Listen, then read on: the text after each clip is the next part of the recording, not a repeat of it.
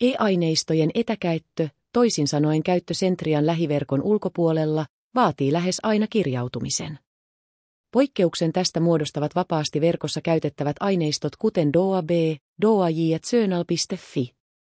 Voit käyttää Sentria-kirjaston e-aineistoja etänä kahdella tavalla. Tapa 1. Haku Sentria-Finnasta. Avaa selaimella Sentria-Finna menemällä osoitteeseen sentria.finna.fi.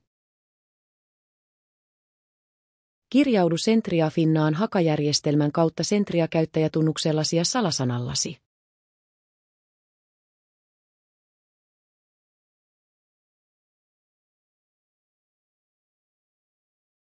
Kun olet kirjautunut Sentria-Finnaan, suorita aineistohaku.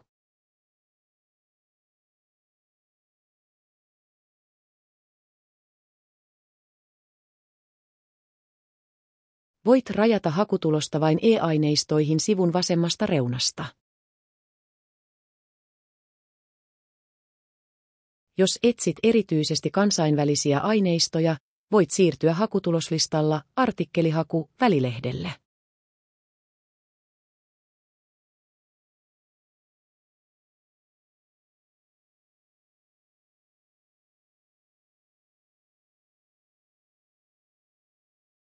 Jos kirja tai artikkeli on saatavana e-aineistona, hakutuloslista näyttää linkin tai useampia linkkejä, mikäli julkaisu on saatavissa useasta eri tietokannasta.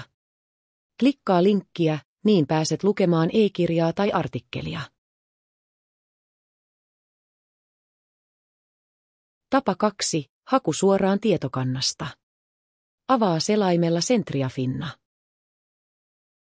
Klikkaa etusivun keskipalkista e-aineistot linkkiä, joka avaa listan Sentria-kirjaston tarjoamista tietokannoista. Klikkaa haluamaasi tietokantaa. Tämän jälkeen sivu pyytää sinua ensiksi kirjautumaan tietokantaan hakajärjestelmän kautta Sentria-käyttäjätunnuksellasi ja salasanallasi.